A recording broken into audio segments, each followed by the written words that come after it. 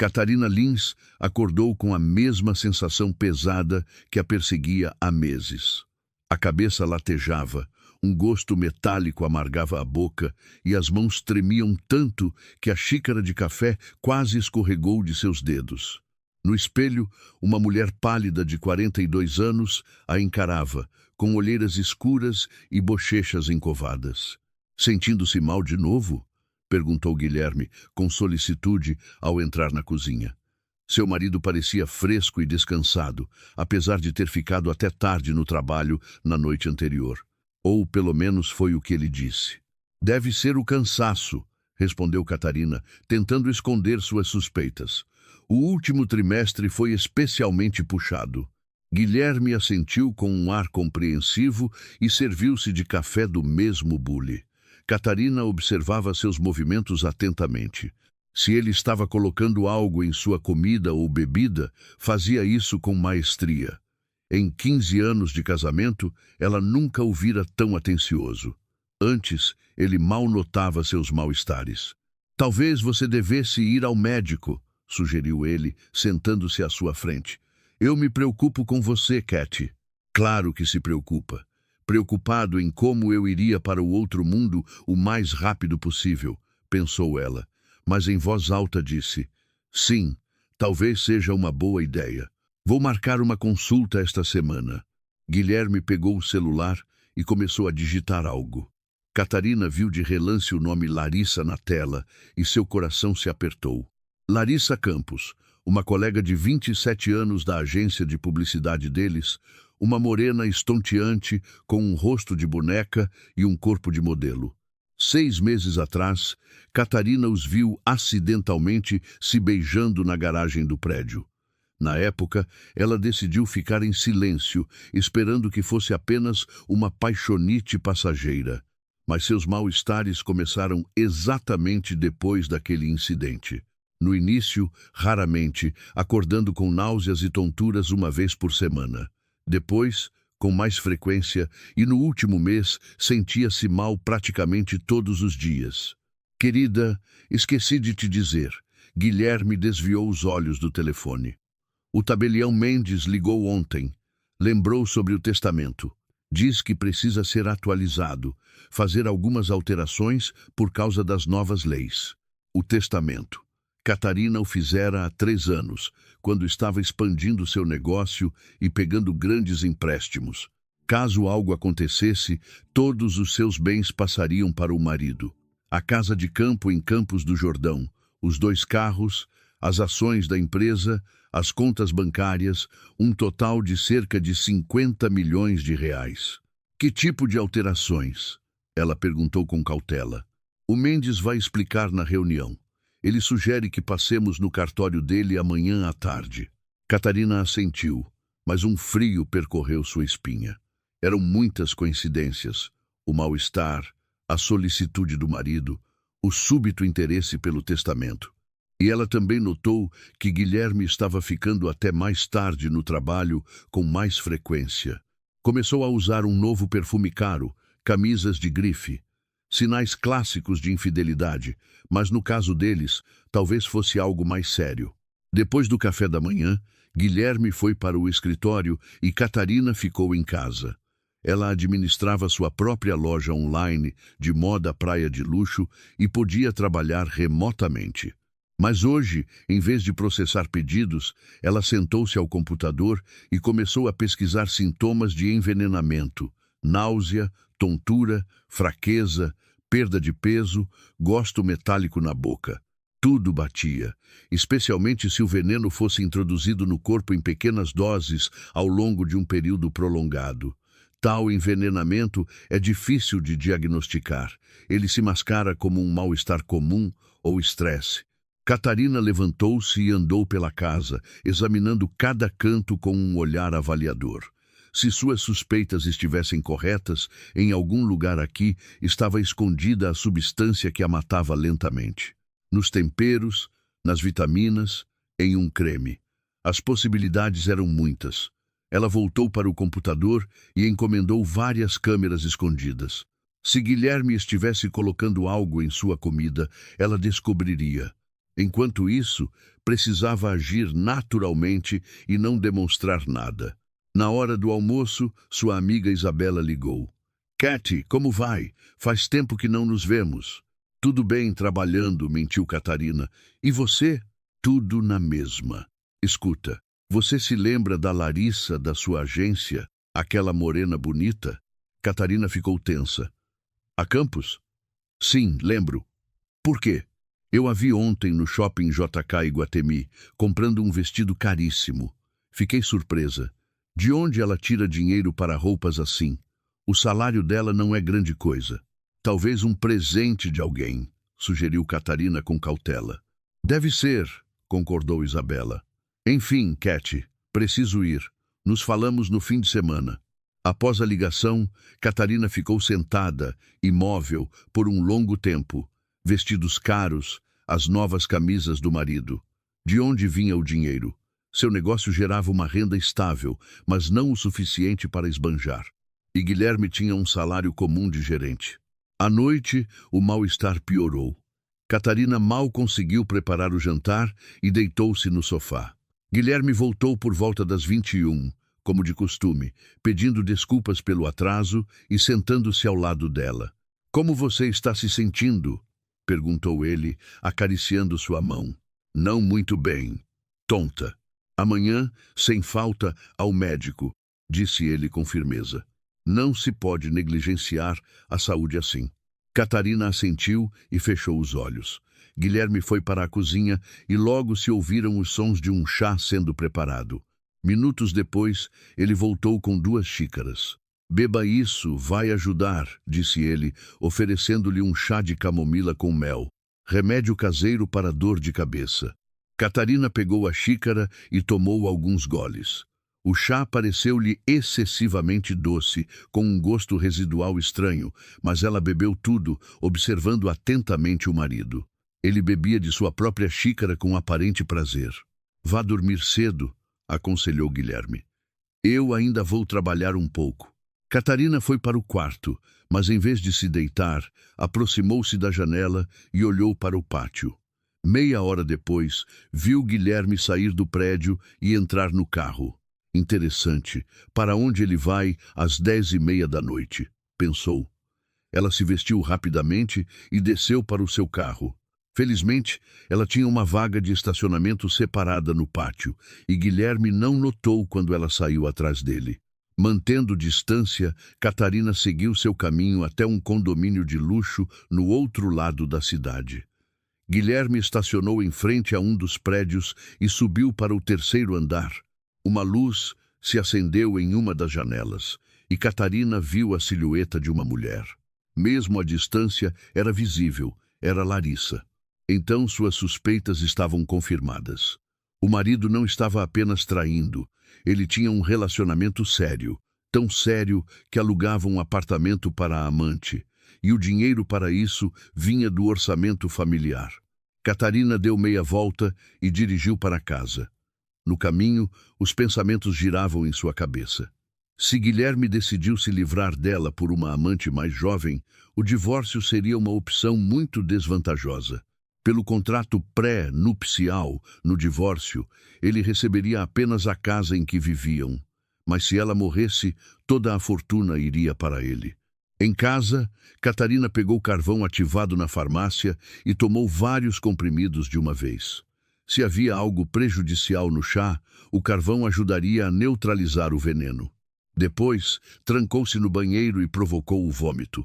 Melhor prevenir do que remediar. Quando Guilherme voltou, por volta das 2h, ela fingiu estar dormindo. Ele deitou-se cuidadosamente ao lado dela e logo começou a roncar. E Catarina ficou deitada de olhos abertos, planejando seus próximos passos.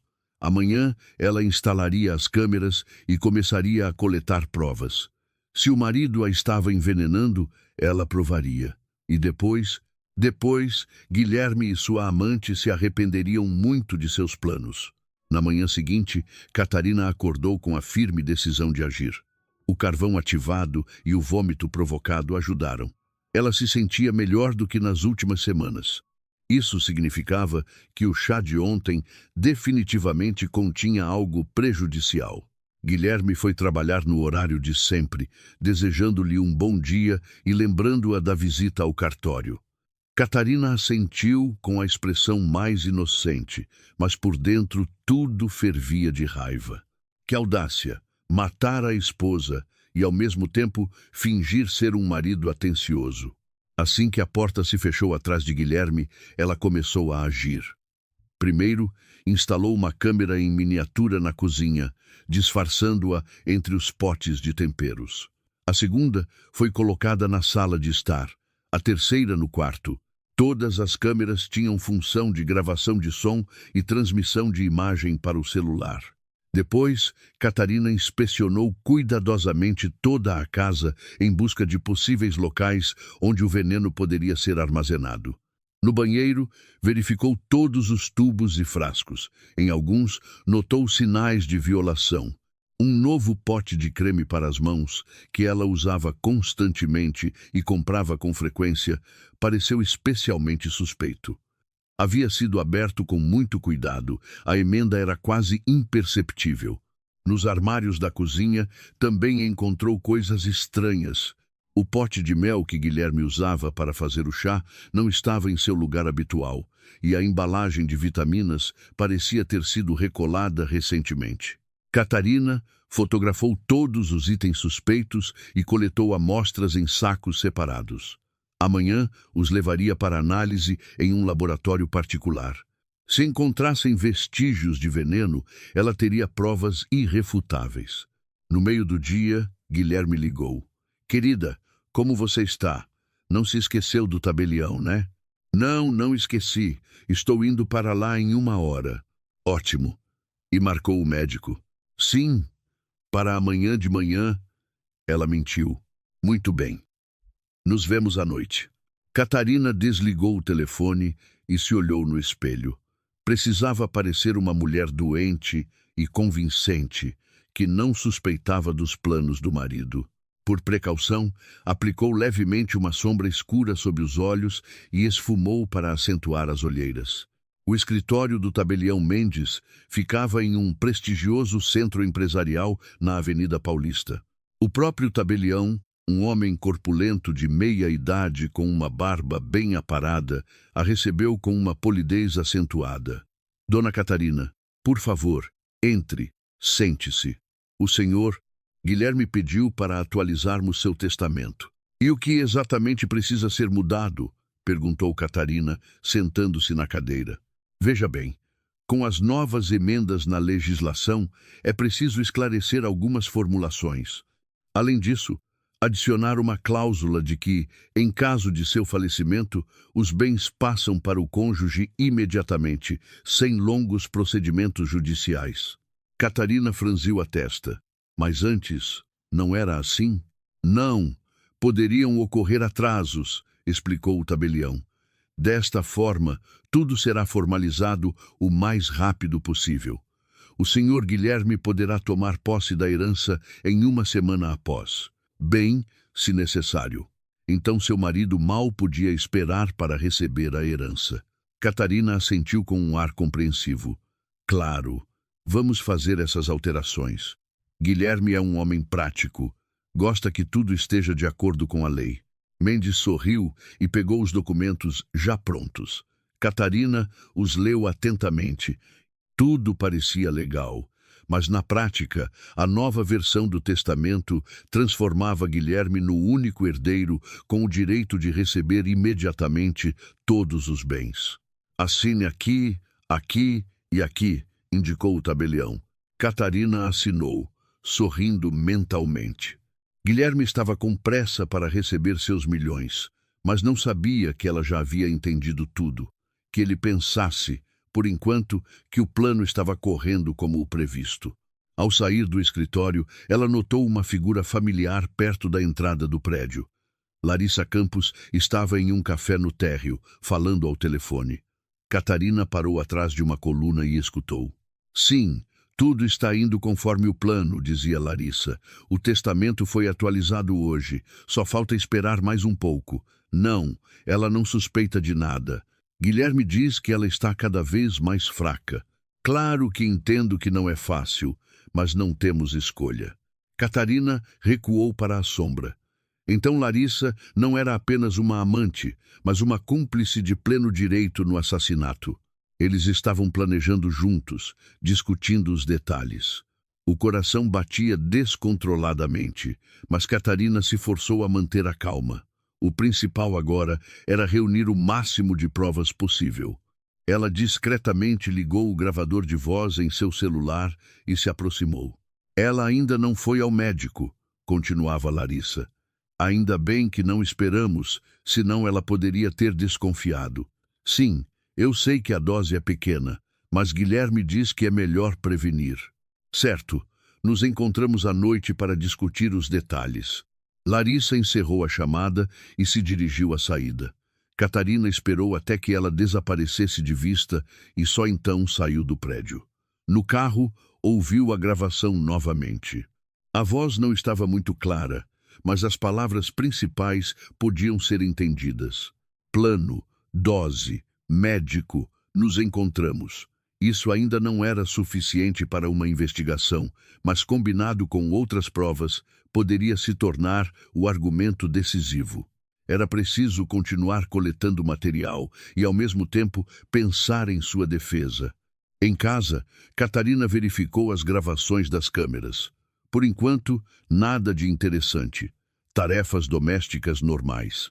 Mas à noite, Guilherme certamente faria algo, especialmente se ele e Larissa tivessem uma reunião marcada para discutir os detalhes. Às 19h, o marido voltou do trabalho de excelente humor. Então, como foi no cartório?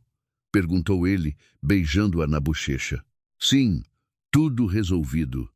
Mendes disse que agora, caso algo aconteça, você não terá problemas com a herança. Excelente! Disse Guilherme satisfeito. E vai ao médico amanhã? Claro. Marquei para as 9h. Eles jantaram. Catarina notou que Guilherme oferecia com insistência mais da salada que ele mesmo preparara. Ela fingiu comer um pouco, mas jogou a maior parte discretamente no lixo. Após o jantar, tomou novamente o carvão ativado. Às 21h30, Guilherme, como de costume, se preparou para sair sob o pretexto de um trabalho urgente. Catarina o acompanhou até a porta e desejou-lhe sorte. Assim que a porta se fechou, ela correu para o computador para verificar as gravações das câmeras. E não foi em vão.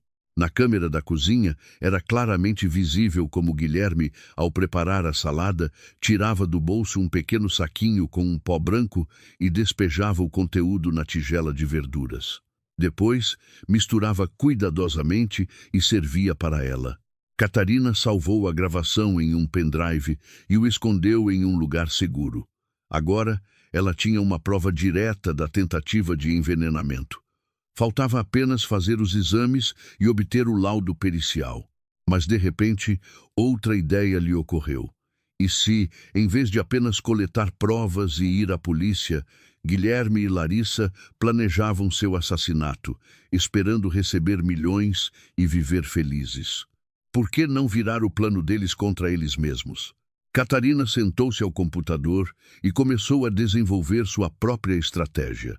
Se eles queriam sua morte, que a tivessem. Mas não uma morte real, e sim uma encenada. E depois, ela daria uma lição àqueles que decidiram que podiam matar impunemente por dinheiro. Na manhã seguinte, Catarina acordou com a mente clara e um plano de ação firme. Passara a noite em claro, elaborando cada detalhe da futura operação. A ideia de encenar a própria morte parecia insana, mas com a preparação adequada era totalmente viável. Primeiro, precisava encontrar aliados. Catarina pegou o telefone e discou o número de seu velho amigo, Marcos Villa. Eles se conheceram na universidade, na Faculdade de Artes Cênicas, de onde Catarina saiu no 3º ano, percebendo que o teatro não era sua vocação. Marcos ficou, e agora dirigia um pequeno grupo de teatro. Cathy, exclamou ele, alegre ao ouvir sua voz. Quanto tempo? Como você está? Oi, Marcos. As coisas não vão bem. Preciso da sua ajuda. Claro, o que aconteceu? Catarina explicou a situação com cautela, sem entrar nos detalhes do envenenamento.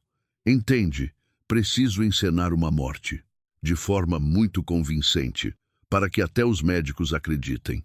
Marcos ficou em silêncio, processando a informação. Katy, isso é sério. Você tem certeza de que quer correr esse risco? Absoluta. É a única maneira de me proteger e punir os culpados. Ok. Tenho um amigo, um médico intensivista, Dr. Igor Vasconcelos. Ele às vezes nos dá consultoria para peças onde precisamos representar a morte ou uma doença de forma realista. Além disso, existem medicamentos que podem diminuir o pulso e a respiração a ponto de serem difíceis de detectar sem equipamento especial. É seguro? Com o uso correto e sob supervisão de um especialista. Sim, mas o efeito é limitado no tempo, no máximo 2 horas. Isso é o suficiente. Você pode organizar um encontro? Claro. E também vamos precisar de um maquiador cênico para criar a aparência de um corpo morto e alguém do necrotério. Sem uma pessoa lá dentro do hospital, o plano não vai funcionar. Catarina anotou todos os contatos e marcou um encontro para o dia seguinte. Depois, foi a um laboratório particular para entregar as amostras que havia coletado no dia anterior. O chefe do laboratório, um homem mais velho, ouviu atentamente seu pedido e assentiu. Faremos uma análise toxicológica completa. Os resultados estarão prontos depois de amanhã, na hora do almoço. É possível determinar o que exatamente foi usado? Se houver veneno, nós o encontraremos.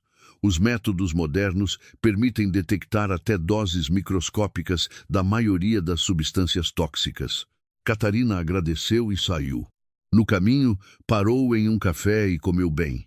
Depois, foi a uma farmácia e comprou vários pacotes de carvão ativado, bem como medicamentos para proteger o fígado e os rins. Se Guilherme continuasse a adicionar veneno, era preciso minimizar os danos ao corpo. Em casa, verificou a gravação das câmeras. Pela manhã, antes de sair para o trabalho, Guilherme havia adicionado algo ao pote de mel. Isso significava que hoje à noite haveria novamente chá envenenado. Na hora do almoço, Isabela ligou. Katy, como vai? Foi ao médico? Sim, fiz exames. Estou esperando os resultados. E o Guilherme como está? Cuidando de mim. Catarina sorriu amargamente. Muito atencioso. Traz chá com mel todas as noites. Que ótimo! Nem todos os maridos são tão atenciosos com as esposas. Se você soubesse o quão atencioso ele é, pensou Catarina, mas em voz alta disse, sim, eu tenho sorte. Após a conversa, ela revisou mais uma vez o plano para amanhã. A reunião com Marcos e seus conhecidos estava marcada para as 14h. A essa altura, os resultados dos exames já deveriam estar prontos e ela poderia mostrar Luz como prova adicional. À noite, Guilherme voltou para casa por volta das 20h. Seu humor estava excelente. Aparentemente, o encontro com Larissa correu bem e eles finalizaram os planos para eliminar a esposa. Querida, como se sente? Perguntou ele, abraçando-a pelos ombros. Não muito bem. Uma fraqueza, a cabeça está girando. Coitadinha, disse Guilherme com simpatia. Vou preparar um chazinho para você, vai se sentir melhor. Ele foi para a cozinha e logo se ouviram os sons da bebida sendo preparada.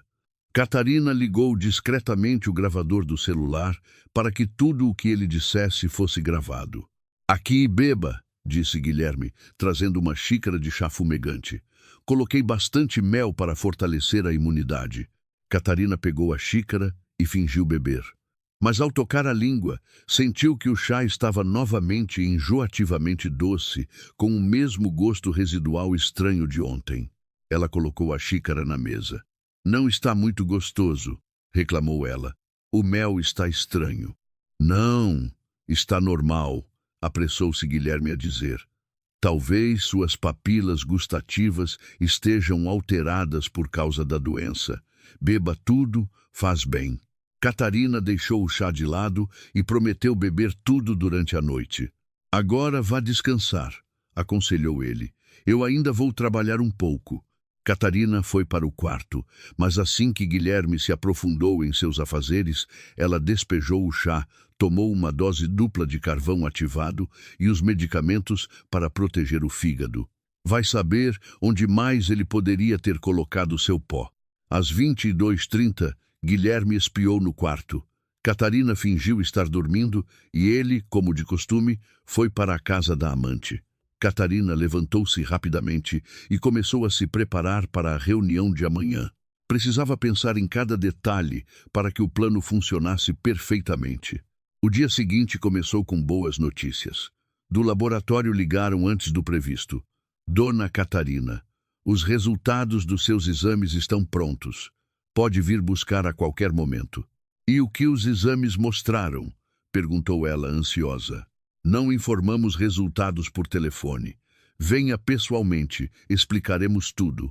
Catarina se arrumou rapidamente e foi para o laboratório. O chefe a recebeu com um rosto sério. Sente-se. Temos notícias desagradáveis para você. Ele lhe entregou uma pasta com os resultados. Nas amostras de mel, vitaminas e creme para as mãos, foram encontrados vestígios de tálio. É um metal pesado, extremamente tóxico, mesmo em pequenas doses.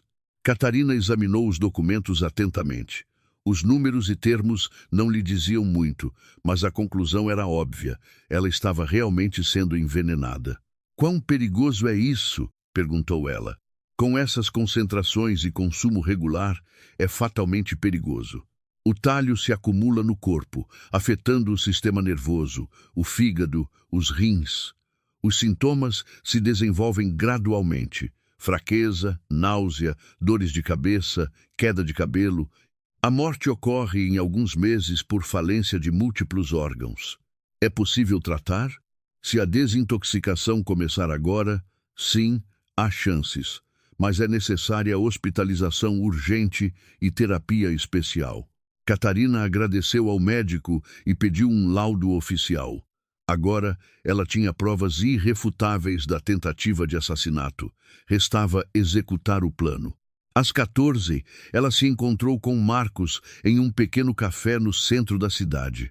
Com ele vieram 2 homens, o médico Igor Vasconcelos e o maquiador Arthur Mendes. Katy, conheça-os, disse Marcos. O Dr. Igor ajudará com a parte médica e o Arthur criará a aparência necessária. Vasconcelos, um homem magro de uns 50 anos, ouviu atentamente a explicação da situação. Entendo, assentiu ele. Tecnicamente, é factível. Existe um medicamento que retarda temporariamente as funções vitais ao mínimo. O pulso fica tão fraco que só pode ser detectado por aparelhos muito sensíveis. E o risco? Perguntou Catarina. Mínimo, se tudo for feito corretamente. A ação do medicamento dura no máximo 2 horas. O principal é calcular a dosagem e o tempo com precisão. Arthur, um jovem com um olhar criativo, pegou um tablet com fotos. E eu farei a maquiagem de cadáver. A palidez necessária, cianose dos lábios, bochechas encovadas. Além de uma composição especial que cria o efeito de pele fria. Quanto tempo é necessário para a preparação? Perguntou Catarina. 3 a 4 dias, respondeu Vasconcelos. Precisamos fazer testes preliminares, garantir que você não tem contraindicações. E quanto ao necrotério? Ela se virou para Marcos. Aí é mais complicado. Meu conhecido trabalha como auxiliar no Hospital Municipal da Zona Sul. O nome dele é Valdir Souza, mas ele só vai concordar em ajudar por muito dinheiro. Quanto ele quer? R$ 100 mil. Para ele, é um grande risco. Catarina assentiu. O dinheiro não era problema se o plano funcionasse. Ok. Você pode marcar um encontro com ele para amanhã? Claro. E agora, vamos discutir os detalhes da operação. As 2 horas seguintes foram gastas elaborando o plano.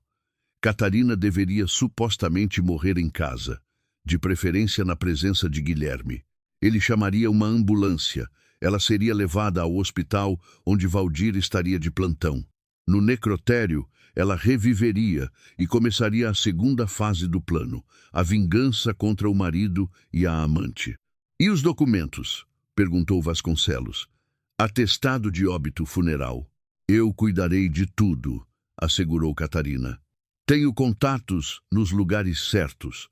O principal é primeiro realizar a encenação com sucesso. À noite, em casa, Catarina verificou novamente as gravações das câmeras. Guilherme hoje estava especialmente ativo, colocando algo em 3 produtos diferentes. Aparentemente, decidiu acelerar o processo. Às 20, ele voltou do trabalho e foi direto para a cozinha preparar o jantar. Querida, preparei sua sopa de mandioquinha favorita, disse ele, servindo-lhe um prato. Coma enquanto está quente. Catarina provou a sopa. O sabor parecia normal, mas ela apenas fingiu comer. Depois, discretamente, despejou a sopa na pia quando Guilherme saiu para atender a uma ligação e se distraiu. Estou sem apetite, reclamou ela. Acho que a doença está progredindo. Você deveria ir ao médico, disse Guilherme preocupado. Você está cada vez pior. Talvez eu vá amanhã, concordou Catarina. Após o jantar, Guilherme tradicionalmente preparou o chá com mel. Desta vez, Catarina despejou tudo discretamente até a última gota no vaso de uma planta artificial. À meia-noite, quando o marido foi para a casa da amante, ela se sentia muito bem. No dia seguinte, ocorreu o encontro com o auxiliar Valdir. Ele era um homem de meia idade, com um rosto triste e um cheiro impregnado de hospital. Você entende o risco disso, não é? Disse ele, ouvindo a proposta. Se isso for descoberto, não só perco o emprego, como vou para a cadeia. R$100.000 é uma compensação séria, argumentou Catarina, além de total confidencialidade. E se algo der errado, se você não acordar? Então considere que ajudou a me enterrar de acordo com todas as regras. Ela brincou sombriamente. Valdir ficou em silêncio, ponderando a proposta. Tudo bem, eu aceito, mas o dinheiro adiantado. Metade agora, metade depois do serviço. Se eu sobreviver, você recebe a segunda metade. Combinado. Eles trocaram contatos e acertaram os detalhes. Valdir explicou como funcionava o necrotério, em que horário havia menos gente, onde ela poderia se esconder discretamente após a ressurreição. E os documentos? Perguntou ele. O atestado de óbito, alguém terá que assinar. Não se preocupe com isso, respondeu Catarina. Eu tenho um plano. Nos dias seguintes, a preparação foi intensa. Vasconcelos realizou um exame médico e confirmou que não havia contraindicações. Arthur ensaiou o procedimento de aplicação da maquiagem. Todo o processo não levava mais de 15 minutos. Tudo pronto, relatou Marcos no encontro final. A operação está marcada para depois de amanhã, quinta-feira. Você tem certeza de que quer fazer isso? Catarina assentiu com uma determinação de ferro. Absoluta. Guilherme e sua amante terão o que merecem. À noite, em casa, ela abraçou o marido pela última vez e desejou-lhe boa noite. Amanhã, tudo mudaria. Amanhã começaria sua ressurreição e a punição deles. Na manhã de quinta-feira, Catarina acordou com a sensação de que hoje sua vida se dividiria em antes e depois. Lá fora, um dia quente de outono. O sol brilhava através de nuvens leves. Um tempo apropriado para o próprio funeral. Guilherme tomava café da manhã na cozinha e lia notícias no celular. Ele parecia calmo e até satisfeito, provavelmente acreditando que o plano estava próximo da conclusão. Bom dia, querida, cumprimentou ele. Como se sente? Muito mal, respondeu Catarina, sentando-se à mesa. Passei a noite com náuseas, a cabeça está explodindo. Talvez você devesse mesmo ir ao médico, sugeriu Guilherme com um ar preocupado. Sim, talvez. Mas primeiro quero descansar um pouco em casa. Guilherme assentiu e terminou seu café. Ok, vou trabalhar. E você se cuide. Se precisar de algo, me ligue imediatamente. Após sua partida, Catarina revisou todos os detalhes do plano mais uma vez. Às 14, Arthur viria para aplicar a maquiagem. Às 15, Vasconcelos com o medicamento. Às 16, estava planejado tomar a dose e morrer. E às 16h30, Guilherme receberia uma mensagem de que sua esposa passou mal. O tempo passava lentamente. Catarina arrumou o quarto, colocou o testamento em um lugar visível. Ao meio-dia, Marcos ligou. Cat, todos estão prontos. Valdir está a postos. Você não mudou de ideia, certo? Não, Marcos. Eu preciso fazer isso. Então, boa sorte. E tome cuidado. Às 14, Arthur chegou com sua maleta de maquiagem. Nos 30 minutos seguintes, ele transformou uma mulher saudável em um cadáver. A palidez da pele, a cianose dos lábios, as bochechas encovadas, as olheiras escuras, tudo parecia assustadoramente realista. A maquiagem vai durar umas 4 horas, explicou ele. Mais um pó especial que cria a sensação de pele fria. Às 15, Vasconcelos chegou. Ele verificou novamente o pulso e a pressão de Catarina, certificando-se de que tudo estava normal. O medicamento fará efeito 15 minutos após a ingestão, explicou ele. O pulso diminuirá para 5 batimentos por minuto. A respiração se tornará quase imperceptível. A temperatura corporal cairá 2 graus. Com métodos comuns, a morte será constatada com certeza. E eu estarei consciente? Parcialmente. Você ouvirá, mas não poderá se mover ou falar. O efeito durará no máximo 2 horas. Catarina assentiu e pegou o frasco com o medicamento. Obrigada pela ajuda. Depois que tudo acabar, vocês receberão um pagamento adicional. Às 16, ela tomou a dose e deitou-se no sofá da sala. Vasconcelos e Arthur foram embora. Ela ficou sozinha, esperando o efeito do medicamento. No início, nada aconteceu, mas depois sua cabeça começou a girar. Os membros ficaram pesados, a respiração lenta. Catarina sentiu sua consciência mergulhar lentamente em uma névoa. Às 16h30, ela enviou a Guilherme um SMS com um texto pré-escrito: Estou muito mal, venha logo. A mensagem foi enviada automaticamente. Ela usou a função de envio agendado. Às 17, o efeito do medicamento atingiu o pico. Catarina estava imóvel, de olhos fechados, mal respirando, mas ouvia tudo o que acontecia ao redor. Às 18, a porta da frente se abriu com um estrondo. Guilherme entrou correndo e parou petrificado ao vê-la no sofá. Cat, o que aconteceu com você? Gritou ele, correndo até ela. Ele a sacudiu pelos ombros, verificou o pulso, colocou o ouvido em seu peito. Catarina mal se conteve para não dar a entender que estava viva. Meu Deus, sussurrou Guilherme. Será que funcionou? Ele pegou o telefone e chamou uma ambulância. A voz tremia, mas Catarina captou nela não apenas medo, mas também um alívio mal disfarçado. Sim, acho que minha esposa morreu, dizia ele ao telefone. Venham rápido. Sim, ela estava muito doente ultimamente. Não, sem consciência. Também não sinto pulso. Enquanto esperavam a ambulância, Guilherme andava pela sala, resmungando algo para si mesmo. Catarina distinguiu fragmentos de frases. Finalmente, preciso ligar para a Larissa. Onde está o testamento? A ambulância chegou 20 minutos depois. A médica, uma mulher mais velha, examinou rapidamente o corpo. Há quanto tempo ela está assim? Perguntou a Guilherme. Não sei exatamente. Cheguei em casa às 18 e ela já estava assim. Ele fingiu estar de luto. De manhã, ela reclamou de não se sentir bem.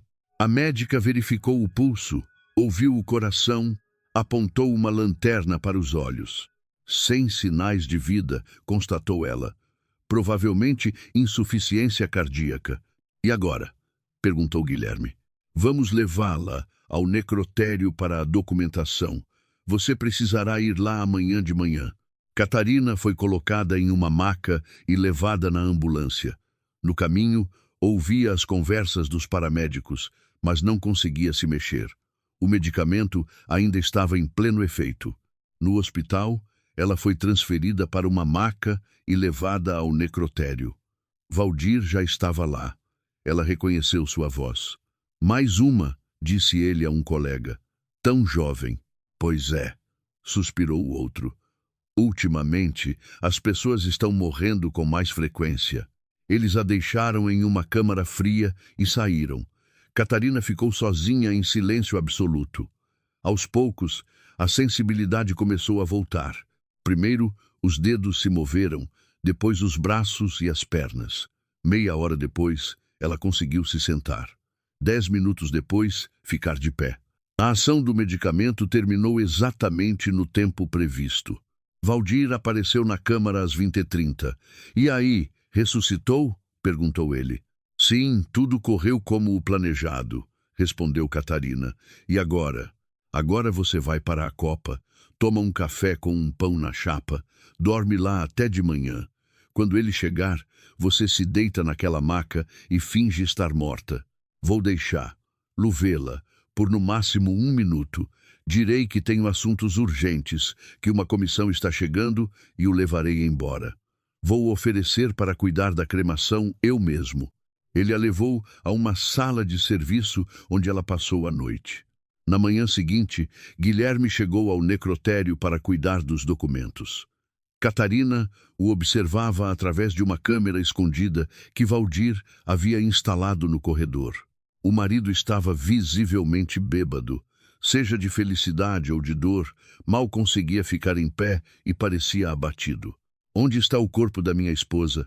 Perguntou ele a Valdir, com a língua enrolada. Acho que eles comemoraram a noite toda. Desculpe, mas não é permitido entrar aqui em estado de embriaguez, respondeu Valdir, constrangido. Guilherme fingiu surpresa. Como assim não pode? Eu perdi minha esposa. Eu precisava de alguma forma me recompor. Estive afogando as mágoas a noite toda. Ele enfiou uma nota de alto valor no bolso do auxiliar e olhou suplicante. Então, só por 1 minuto. Não é permitido ficar bêbado aqui, e a comissão de inspeção já está chegando. Mas e o funeral, os documentos? O atestado de óbito podemos emitir com base no laudo do médico da ambulância e o funeral. Podemos providenciar a cremação por conta do hospital. Este mês foram disponibilizadas algumas vagas sociais para falecidos sem parentes. Eu concordo. Agora quero ver minha amada esposa, soluçou o bêbado Guilherme. Valdir levou Guilherme até a maca onde Catarina estava deitada, coberta por um lençol. Então, saiu para o corredor e ficou esperando. Catarina deitou-se, tentando não respirar. E mesmo que respirasse, o bêbado Guilherme não notaria nada. Aqui está sua casa, aqui estão seus milhões. Pegue, zombou o bêbado Guilherme e jogou uma cópia amassada do testamento sobre Catarina. Vão te servir muito bem no caixão agora, como você me encheu o saco. Nesse momento, Valdir entrou e, segurando-o pelo braço, levou Guilherme para longe de Catarina. Guilherme concordou com todas as formalidades. Depois de receber o atestado de óbito, ele saiu apressado e cambaleando. No estacionamento, Larissa o esperava ao volante de um conversível vermelho. E aí, tudo pronto? Ela perguntou impacientemente. Sim, querida. Agora podemos dar entrada na herança e viver nossa melhor vida. E o corpo será cremado. Mas isso é ainda melhor. Não precisamos gastar com funeral. Larissa riu. Que sorte!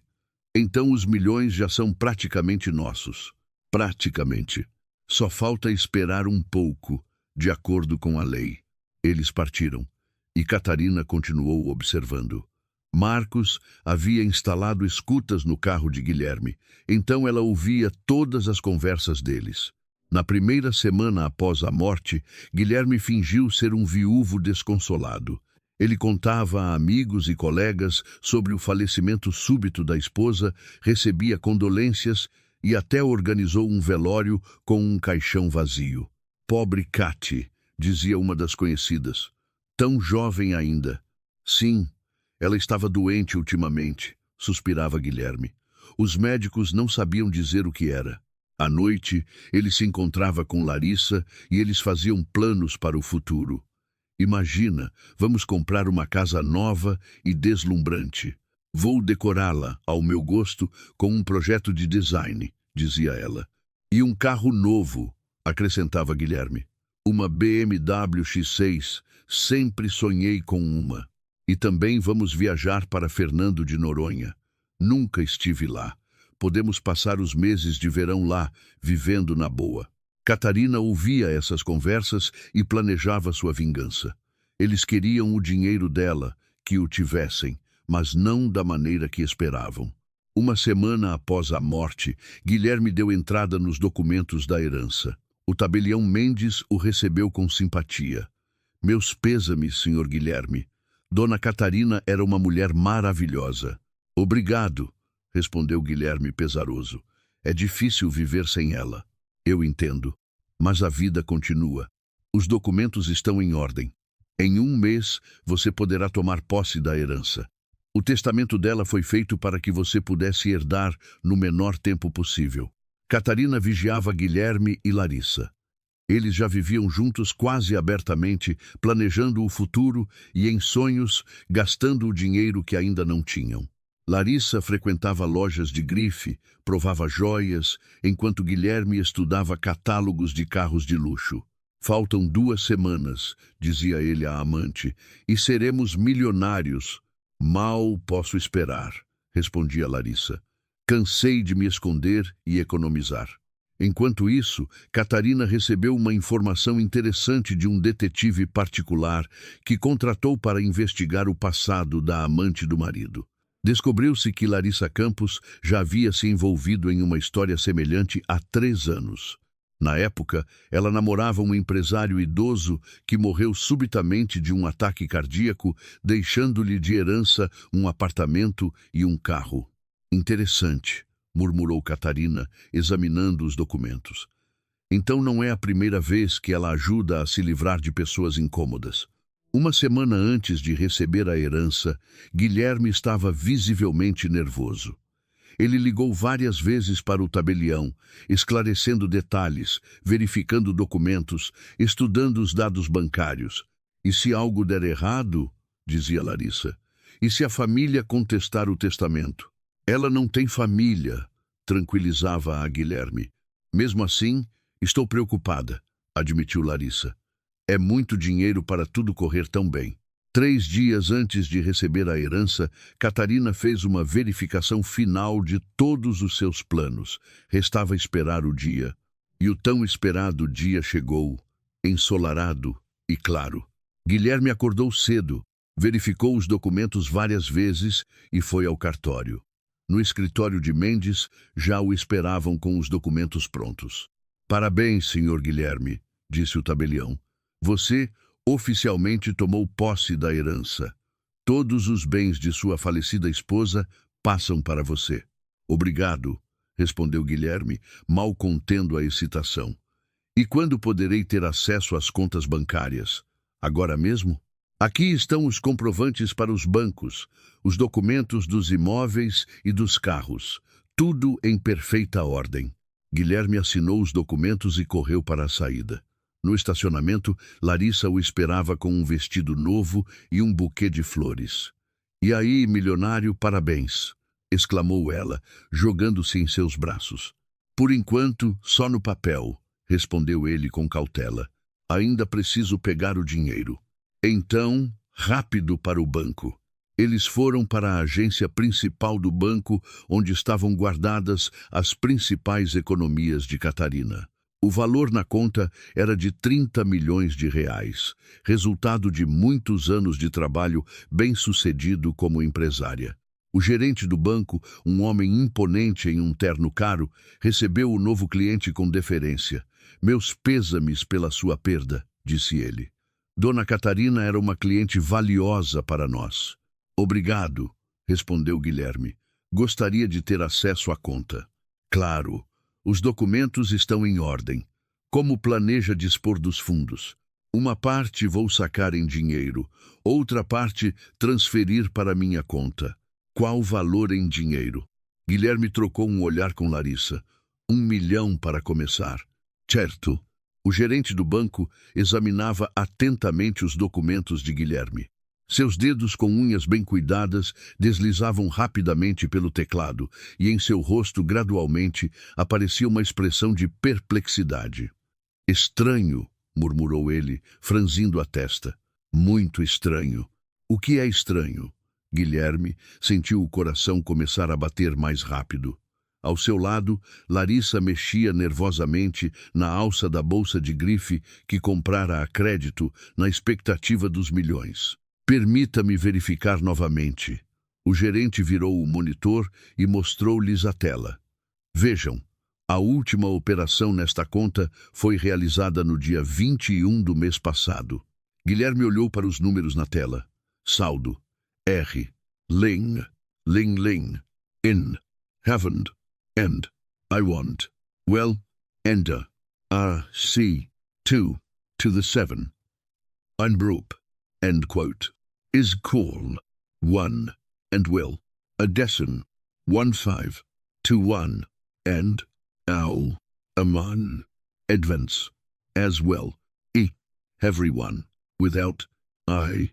And what? Ling Ling Ling. Opera. C. C.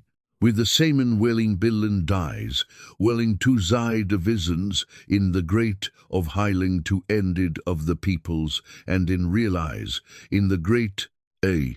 U. Saquem dinheiro der. 32 milhões. Isso é algum tipo de erro, gaguejou ele, sentindo um suor frio brotar em sua testa. Deveria haver mais de 30 milhões aí. Não há erro, respondeu o gerente calmamente. Dona Catarina compareceu pessoalmente ao banco e sacou todo o valor. Temos a assinatura dela, a gravação das câmeras de segurança. Mostre o vídeo, gritou Larissa, levantando-se da cadeira. Imediatamente.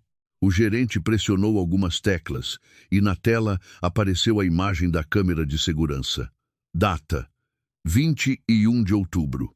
Hora: 14h23. Na imagem entra Catarina, em um elegante terno preto. Ela parece pálida, mas determinada. Aproxima-se do balcão, pega os documentos, conversa com o caixa. Aumente, pediu Guilherme com a voz rouca. No close-up, o rosto de sua esposa era claramente visível. Nenhum sinal de doença, nenhuma fraqueza. Pelo contrário, em seus olhos lia-se uma determinação fria. Ela assina os documentos com mão firme, acena para o caixa, pega uma mala com o dinheiro. Mas ela estava doente, exclamou Guilherme desesperado. Mal conseguia ficar em pé. Ela parece bastante saudável, observou o gerente. Agora permita-me verificar as outras contas. Os 15 minutos seguintes foram um verdadeiro pesadelo para Guilherme. Um por um, o gerente abria as contas de Catarina. Conta de investimento encerrada. R. 10 milhões sacados. Conta em moeda estrangeira encerrada. US. 500 mil transferidos para um banco suíço. Conta corporativa encerrada. R. 15 milhões transferidos para a conta da empresa Olimpo. E as ações? Sussurrou Guilherme. As participações na empresa. O gerente fez mais algumas ligações. Cada conversa trazia novos golpes. A loja online foi vendida, informou ele após a primeira ligação. O comprador é uma empresa de investimentos suíça, Alpine Group AG. Os depósitos e equipamentos também foram vendidos, acrescentou ele após a segunda.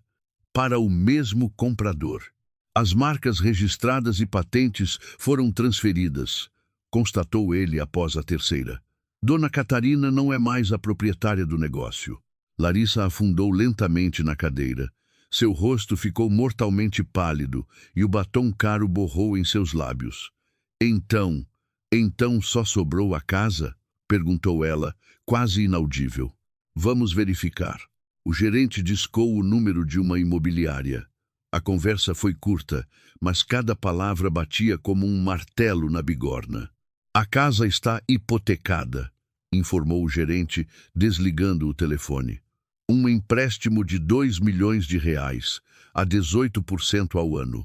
O empréstimo foi feito há 1 mês e meio, em nome de sua esposa. Guilherme sentiu que estava sufocando. Tudo girava diante de seus olhos e um zumbido enchia seus ouvidos. Água, me dê água, ele ofegou. O gerente serviu um copo do bebedouro e o entregou.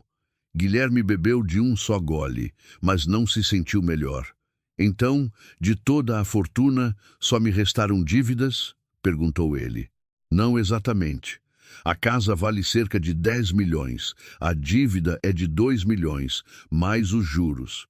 Com a venda, sobrarão cerca de 7 a 8 milhões líquidos. Larissa riu histericamente. 8 milhões? Em vez de 50?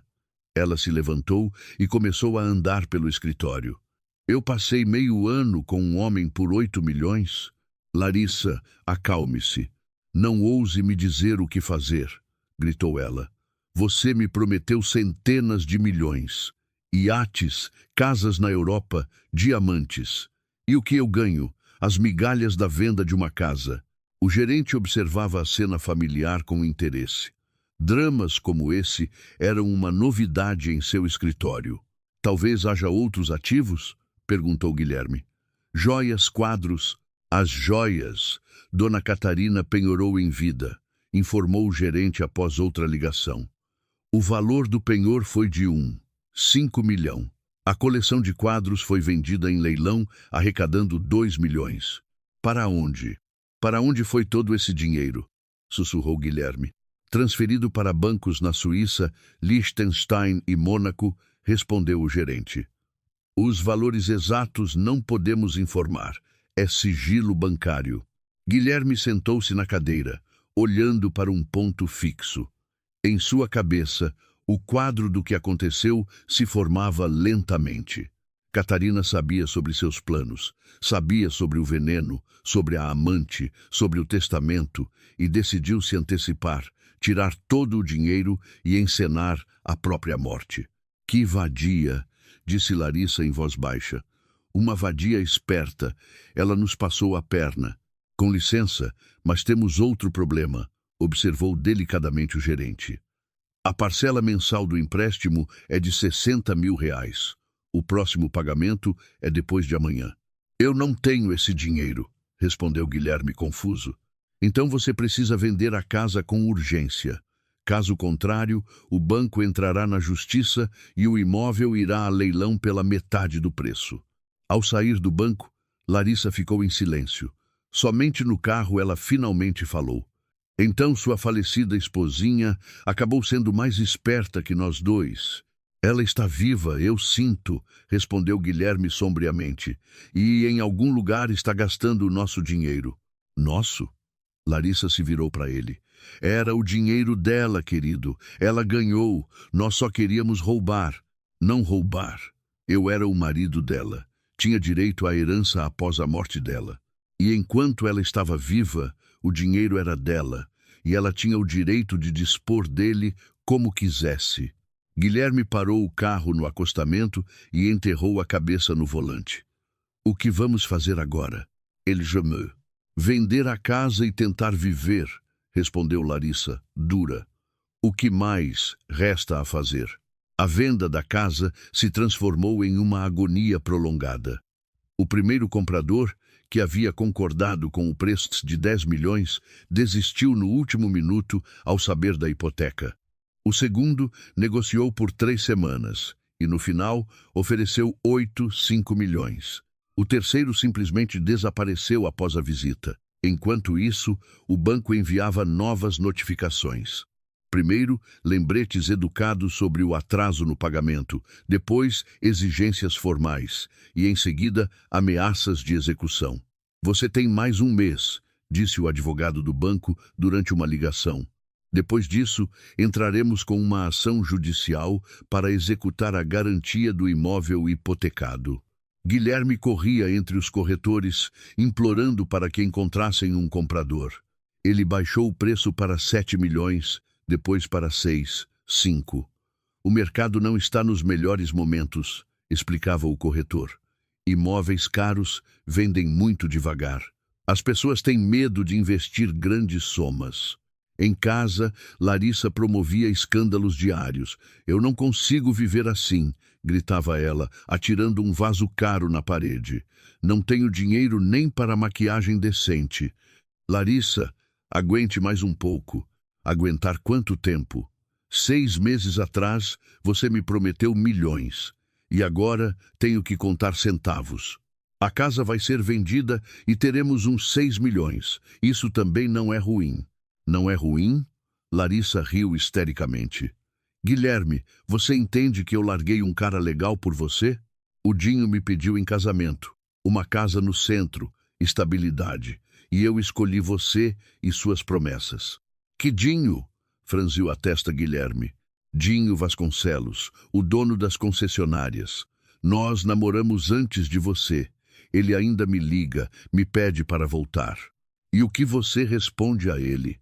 Por enquanto nada, mas minha paciência está acabando. Guilherme sentia o chão sumir sob seus pés, não apenas financeiramente, mas também em sua vida pessoal. Larissa ficava até mais tarde no trabalho com mais frequência, respondia menos às suas ligações.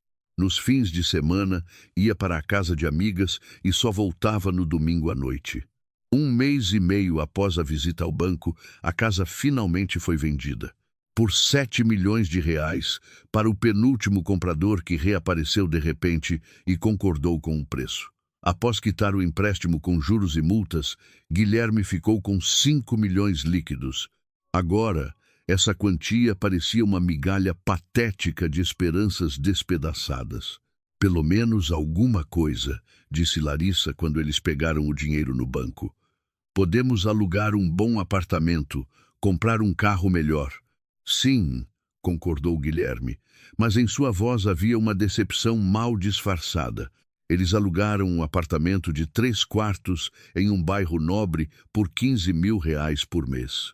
Larissa insistiu nessa opção, embora pudessem ter encontrado algo mais barato. Se é para viver, que seja com estilo, explicava ela. Não vou me mudar para um muquifo. A decoração do novo apartamento custou uma fortuna. Designer de interiores, móveis italianos, eletrodomésticos alemães, relógios suíços para a sala de estar, tapetes persas. Larissa gastava dinheiro como se fosse infinito. É um investimento na nossa vida juntos. Ela convencia Guilherme, mostrando outra conta de uma loja de móveis. 1 milhão por um sofá? Horrorizou-se ele. Larissa, isso é loucura. É couro italiano, feito à mão. E afinal, somos ricos agora. Temos 5 milhões para o resto da vida. Não é dinheiro infinito. Não dramatize. Você vai arranjar um emprego melhor, abrir seu próprio negócio. A decoração do apartamento consumiu quase 5 milhão. Os 5 milhões restantes, Guilherme colocou em uma aplicação com rendimento de 12% ao ano. A renda era de cerca de 35 mil reais por mês. Uma quantia bastante decente para uma vida confortável. Mas para Larissa, isso não era suficiente. A Bia comprou um casaco de pele novo, 100 mil reais, dizia ela no jantar. E eu ainda estou com o meu do ano passado. Seu casaco do ano passado custou 60 mil, lembrou Guilherme. Ainda está como novo. Mas é da estação passada. Todo mundo conhece esse modelo. E daí? E daí que as pessoas vão pensar que não temos dinheiro para coisas novas. Nós realmente não temos dinheiro para casacos de pele novos a cada estação. Larissa bufou e ostensivamente afastou o prato. Então encontre uma maneira de ganhar. Não vou passar a vida inteira usando roupas velhas. O relacionamento se deteriorava a cada dia. Larissa se tornava cada vez mais exigente e caprichosa. Ela queria restaurantes caros todo fim de semana, férias em Noronha, um carro novo em vez da BMW de 3 anos. Eu pensei que íamos viver como gente, reclamava ela ao telefone com uma amiga, sem se importar com a presença de Guilherme. e ele conta cada centavo, como meu falecido avô. Talvez você devesse procurar um emprego? Sugeriu Guilherme uma noite. Eu vi uma vaga para diretora de arte em uma boa agência. Trabalhar? Indignou-se Larissa. Eu me envolvi com você para isso? Para trabalhar? Eu deveria ter uma vida bonita, não uma rotina de trabalho. Uma vida bonita custa dinheiro, e dinheiro precisa ser ganho. Então ganhe você. Você é o homem. Eu ganho. Meu salário mais os juros da aplicação dá uns 50 mil por mês. Para a maioria das pessoas é um dinheiro muito bom. Para a maioria, sim. Mas eu não sou a maioria. Eu sou bonita, jovem, tenho bom gosto e ambição. Eu preciso de mais. Quanto mais? Bem, uns 200 mil por mês, no mínimo. Guilherme riu, mas a risada soou amarga. 200 mil por mês. Larissa, isso dá 4 milhões por ano. Nós só temos 5 milhões na aplicação. Então invista. Criptomoedas, ações, qualquer coisa. E se perder?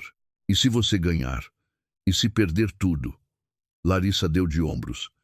Então eu encontro alguém que não perca. Essa frase soou como uma sentença. Guilherme percebeu que, para Larissa, ele era apenas uma fonte de dinheiro. Enquanto houvesse dinheiro, ele era necessário. Assim que acabasse, ele seria descartado como uma bateria usada. Uma semana após essa conversa, Larissa não voltou para casa. De manhã, ligou e disse secamente que ficaria na casa de uma amiga por mais alguns dias. Preciso pensar sobre o nosso futuro, disse ela. Que futuro? Se ele existe. Afinal, ela não apareceu em casa por 3 dias. Quando finalmente voltou, parecia especialmente satisfeita e decidida. Preciso falar com você, disse ela, sem nem mesmo cumprimentar. Estou ouvindo. Eu estou indo embora. Guilherme sentia que isso iria acontecer, mas a notícia ainda o atingiu como um soco no estômago. Para quem? Para o Dinho? Lembra que te falei sobre ele, o Vasconcelos? Sim, ele me pediu em casamento. E a casa no centro? E a estabilidade? E o amor? Perguntou Guilherme. Larissa riu, um riso claro, mas sem calor. Amor? Guilherme, eu nunca te amei. Você sabe disso, não sabe? Zay. Então, o que foi entre nós? Uma parceria de benefício mútuo. Você tinha uma amante jovem e bonita. Eu, a esperança de uma vida confortável. E agora essa esperança está ligada ao Vasconcelos. Ele tem um patrimônio de R$500 milhão. Rede de concessionárias, imóveis, um iate. Ele pode me dar a vida que eu mereço. E o que nós? O que foi entre nós? Foi e passou. Não leve para o coração, Guilherme. As circunstâncias simplesmente foram assim. Ela arrumou as malas e partiu no mesmo dia. Na despedida, beijou-o na bochecha e disse: não fique chateado e encontre alguém mais simples. Alguém que valorize o que você tem e não sonhe com o que não tem. Guilherme ficou sozinho no enorme apartamento alugado, que agora parecia um mausoléu. Os móveis caros pelos quais pagaram uma fortuna, os tapetes luxuosos, os eletrodomésticos de elite, tudo parecia ridículo e estranho. Na primeira semana, ele bebeu. Comprou uma caixa de uísque caro e a destruiu metodicamente, sentado no sofá italiano de R$1 milhão. O álcool entorpecia a dor, mas não o livrava dos pensamentos. O que ele tinha feito no último semestre? Planejado o assassinato da própria esposa por dinheiro, traído-a com uma predadora jovem, gasto uma fortuna em luxos de que não precisava, e agora a esposa morta. Ou viva. A amante o deixou por outro. O dinheiro estava acabando. Na segunda semana, Guilherme ia para o trabalho como um zumbi. Os colegas olhavam para ele com simpatia. Todos sabiam da morte da esposa e o consideravam um viúvo desconsolado. Aguenta firme, cara, dizia o chefe do departamento. O tempo cura. Se ele soubesse a verdade. Na terceira semana, Guilherme começou a se recuperar. Talvez fosse o efeito da desintoxicação do álcool, da mentira e dos relacionamentos falsos. Ou talvez o corpo simplesmente tenha ativado seus mecanismos de sobrevivência. Ele começou a analisar a situação com frieza e racionalidade. Ele tinha 5 milhões de reais na aplicação. Não era 1 bilhão, mas ainda era um bom dinheiro. Com uma gestão razoável, seria suficiente para uma vida confortável até o fim dos dias. Guilherme vendeu a BMW, que comprara a crédito ainda no casamento com Catarina. O $500.000 arrecadado, ele adicionou à aplicação. Depois, rescindiu o contrato de aluguel do apartamento caro, apesar da multa de 50 mil. Com o dinheiro da venda dos móveis, 500 mil, pois coisas caras no mercado de segunda mão valem uma ninharia, ele comprou um pequeno apartamento de 1 quarto em um bairro residencial. 35 quadradômetros, quarto andar de um prédio dos anos 80. O apartamento estava em péssimas condições. Papel de parede de 50 anos, parquet rangente, encanamento soviético, mas era dele. Sem empréstimos, sem aluguel, sem obrigações. Guilherme gastou mais 100 mil em uma reforma modesta.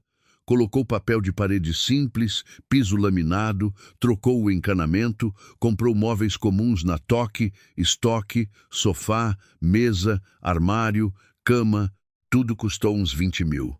Os 4 milhões restantes ele distribuiu em vários bancos, em aplicações. Com uma vida modesta, os juros eram suficientes para todas as necessidades. Guilherme não largou o emprego, embora não houvesse necessidade financeira. Primeiro, precisava ocupar o tempo com algo. Segundo, o isolamento social poderia levar à depressão. Terceiro, o trabalho dava uma sensação de normalidade. A vida entrou em um novo ritmo. De manhã, trabalho, à noite, casa, nos fins de semana, passeios no parque, leitura, às vezes cinema, sem ambições, sem planos de milhões, sem amantes, os colegas o tratavam com simpatia e compreensão. Todos achavam que ele estava de luto pela morte da esposa e por isso levava uma vida reclusa. Guilherme, posso te apresentar a alguém? Ofereceu a secretária, Olga. Minha irmã tem uma amiga, uma mulher muito boa. Obrigado, Olga, mas ainda é cedo, respondia ele. Ainda não estou pronto para um novo relacionamento. E era verdade. Depois de Larissa e sua ganância, a ideia de um novo relacionamento causava náuseas. Melhor ficar sozinho do que cair novamente no anzol de uma caçadora de fortunas. Mas, 6 meses depois, a vida mesma trouxe mudanças. No departamento ao lado, contrataram uma nova funcionária, Marina Oliveira, de 38 anos, divorciada, com um filho adolescente. Marina era o completo oposto de Larissa. Não era uma beldade, mas simpática. Não era fashionista, mas arrumada. Não era uma caçadora de fortunas, mas uma mãe trabalhadora comum que ganhava a vida por conta própria. Eles se conheceram na copa do escritório durante o almoço. Com licença, posso pegar um pouco de café? Perguntou Marina. Claro. Guilherme lhe entregou o pote. Você é nova por aqui? Não me lembro de você. Sim, sou de outro departamento. Meu nome é Marina. Ah, entendi. Sou o Guilherme. Eles começaram a conversar. Descobriram que tinham muito em comum. O amor pela música clássica, pelos filmes antigos, pelos livros. Marina se revelou uma interlocutora interessante, com um bom senso de humor e uma visão sensata da vida. Por que se divorciou? Perguntou Guilherme um dia, durante o almoço na cantina. Meu marido se tornou alcoólatra, respondeu Marina com simplicidade. Tentei salvá-lo, por 3 anos, mas foi inútil. Tive que me divorciar por causa do meu filho. Entendo. E como seu filho reagiu? Normalmente. Ele já é grande, tem 15 anos. Entende que um alcoólatra na família é um desastre para todos. E ele paga pensão? Às vezes, mas não conto com isso. É melhor me virar sozinha do que depender de uma pessoa imprevisível. Guilherme admirava sua independência e dignidade. Marina não reclamava da vida, não pedia ajuda, não insinuava dificuldades financeiras. Apenas vivia, trabalhava, criava o filho. Eles começaram a sair depois do trabalho. Iam ao cinema, passeavam nos parques, sentavam-se em cafés baratos. Marina nunca permitia que ele gastasse muito com ela. Para que um restaurante caro? Dizia ela. É melhor me pagar um sorvete no parque. E se eu quiser te agradar? Eu já estou feliz. O importante é a companhia, não o lugar. 3 meses depois de se conhecerem, eles se tornaram amantes. Marina o convidou para sua casa, um apartamento comum de 2 quartos na periferia da cidade. Decoração modesta, fotos de criança nas paredes, cheiro de bolo caseiro. Conheça meu filho, disse ela. Arthur, este é o Guilherme, meu amigo. O adolescente cumprimentou educadamente e se escondeu em seu quarto. No jantar, os 3 conversaram sobre a escola, os hobbies do menino, os planos para o futuro. E sua esposa? Perguntou Marina, quando o filho foi fazer a lição de casa. Guilherme ficou em silêncio. Ele estava acostumado a responder a essa pergunta com a fórmula padrão. Ela faleceu há 1 ano e meio. Problema de coração. Sinto muito. Deve ser difícil superar uma perda assim. Sim, respondeu Guilherme, mas estava pensando em algo completamente diferente. Sim, ele havia perdido a esposa, mas não da maneira que Marina pensava. Ele a perdeu muito antes de sua morte, quando decidiu que uma amante jovem era mais importante que uma esposa fiel e que o dinheiro dos outros era mais doce que a própria consciência. E agora ele tinha a chance de recomeçar. Sabe, disse ele a Marina, por muito tempo eu pensei que a felicidade era ter muito dinheiro. Agora eu entendo que estava errado. E o que é a felicidade? Ela sorriu. É isso. Sentar na cozinha com a pessoa que você ama, tomar um chá, conversar sobre coisas simples. Marina colocou a mão sobre a dele. Concordo. O importante é não estar sozinho. Às vezes, tarde da noite, Guilherme se lembrava de Catarina. Onde ela estaria agora? Estaria viva, feliz? Às vezes, ele sentia sua presença, como se ela o observasse de longe. Mas depois, esses pensamentos se dissipavam. Catarina havia feito sua escolha: desaparecer com o dinheiro deles e começar uma nova vida. Ele também havia feito sua escolha: perdoar a si mesmo e tentar ser uma pessoa melhor. Catarina estava certa. Ambos tinham contas a acertar um com o outro. Era melhor considerar as contas fechadas.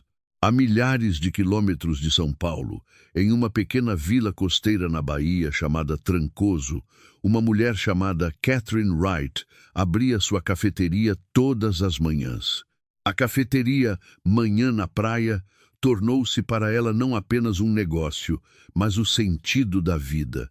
Todas as manhãs, ela saudava o nascer do sol sobre as águas calmas, preparava café fresco, assava pães de queijo segundo uma receita local. Os moradores locais adoravam a simpática inglesa, assim eles pensavam, pois ela escondia seu sotaque habilmente, que sempre se lembrava do que cada um gostava de beber e nunca se esquecia de perguntar como iam as coisas. Bom dia, Catherine.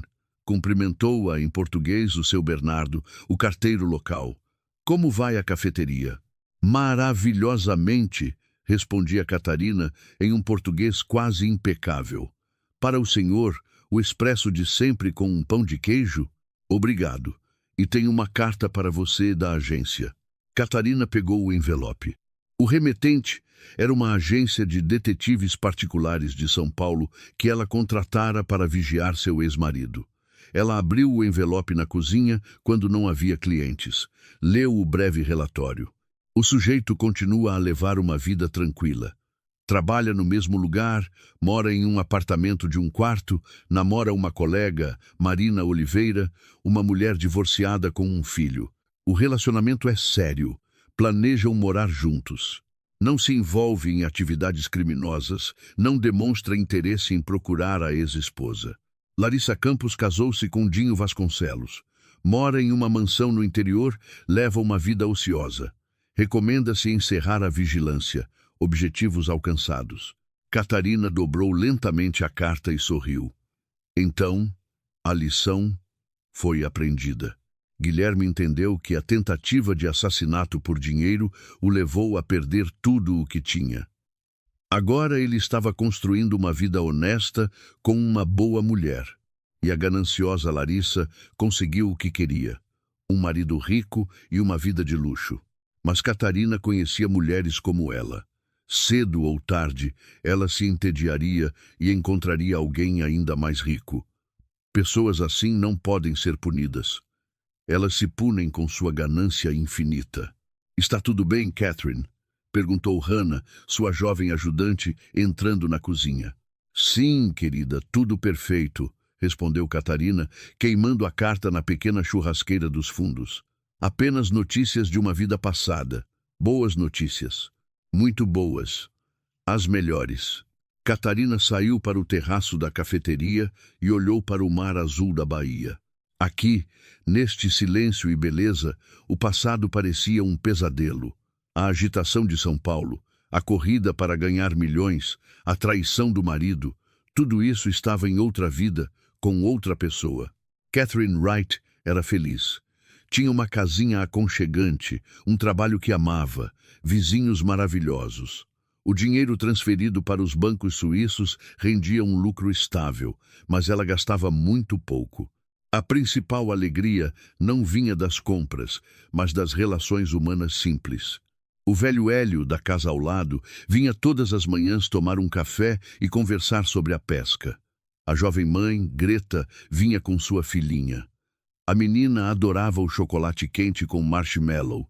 Estudantes de uma escola de artes local se reuniam à noite, discutindo seus projetos e fazendo planos para o futuro. "Sabe, Catherine", disse seu Bernardo um dia, "você mudou nossa vila. Antes era tão quieto e sem graça aqui, e agora temos um lugar para nos encontrarmos, conversarmos, nos sentirmos parte de uma comunidade." "Obrigada, seu Bernardo. Para mim, isso também é muito importante." "E de onde você é?" "Você nunca contou." Catarina ficou em silêncio, escolhendo as palavras. "De um país distante, onde eu era outra pessoa. Mas aquela vida acabou. Aqui, eu nasci de novo." "Eu entendo. Às vezes, é preciso ir para longe para se reencontrar." À noite, depois de fechar a cafeteria, Catarina subia para sua casinha na encosta. Pequena, apenas 3 cômodos, mas clara e aconchegante. Uma lareira na sala, uma cozinha com vista para o vale, um quarto sob o telhado. Ela colocou a chaleira no fogo, pegou um livro e se acomodou na poltrona perto da janela. Lá fora, as luzes da vila se apagavam lentamente e no céu, uma a uma, as estrelas apareciam. Catarina pensava em como a vida é caprichosa.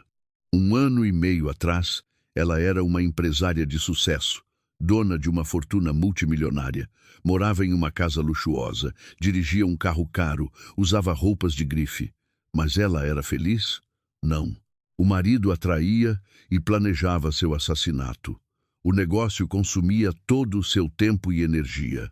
Os amigos se relacionavam com ela apenas por interesse. A vida era cheia de dinheiro, mas vazia de sentido. Agora, ela tinha imensuravelmente mais felicidade. O trabalho trazia alegria, não estresse. Os vizinhos se tornaram amigos, não concorrentes.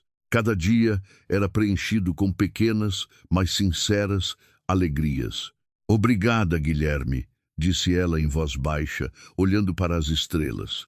"Sua traição me libertou do passado e me deu um futuro."